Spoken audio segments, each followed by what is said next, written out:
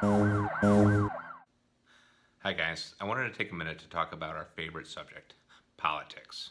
All right, so maybe it's not everybody's favorite subject, but it's definitely mine. If you were at our last general meeting, or if you've had a chance to review the minutes, you've probably found you probably saw that we had two guest speakers: Ann Gillespie, a candidate for the 27th Illinois Senate District, and Maggie Trevor, a candidate for the Illinois 54th House District.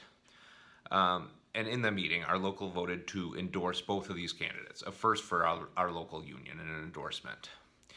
So we wanted to answer the question, why do we get involved in politics?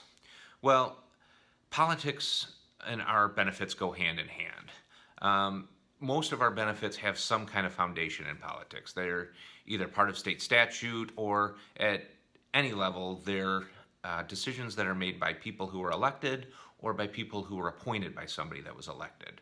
So we look at our hours of work and how it's affected by the Fair Labor Standards Act, our pension that is part of the state statute and part of the Illinois Constitution, our work comp and PETA benefits that PETA benefits enhance our work comp benefits.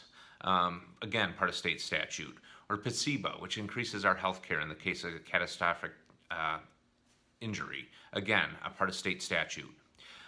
More recently, we've heard about things like property tax rates and freezing property tax rates, or the Local Government Distribution Fund, or LGDF, the portion of the sales tax that's collected that the state is supposed to return to the municipality as part of their budget. And that number has been decreasing. So really, politics play a big part, not only in our benefits, but how the village is funded and how our jobs are funded. So Tom Rooney, the incumbent senator, is a fair share public school teacher. He was appointed after Matt Murphy left office, and really he's shown opposition to just about every one of our issues. Fortunately, he hasn't been in there long enough to get established voting history, but we're really not all that comfortable with where he's from. In the House, we've got incumbent Tom Morrison, who's been there about 8 or 10 years. Tom has a lengthy record of voting against our issues. He's introduced bills that would change our pension to a 401k style plan. He's introduced bills that would eliminate the work comp system almost altogether and change it to more of a privately insured system. Really not good issues for our job.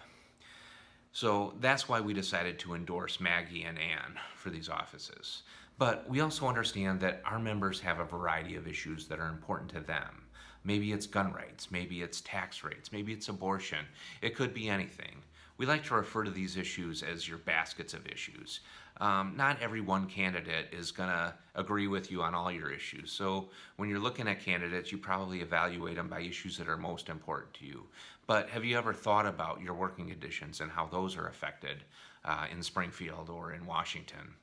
So these are why we endorse people, just like other groups endorse candidates, whether they're environmental groups that see certain candidates, whether they're civic groups, whoever it is. It's important that the groups that you're involved in have a voice in what interests their politicians are affecting, and they give you guidance in which direction you should vote.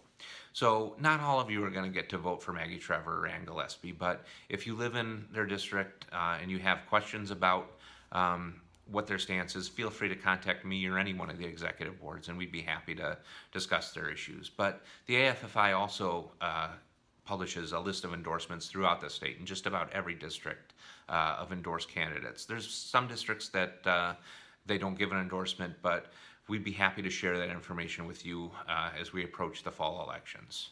So another question we get a lot is, how can we help these candidates that are endorsed? And it's one of the most important questions we can ask. There's certainly plenty of opportunities for canvassing, for phone banking, for just driving around and putting out yard signs. And as we get closer to Election Day, there's going to be a lot more opportunities, and I'll talk about those in another video. Thanks a lot for your attention, guys. If you've got any questions, feel free to reach out to me.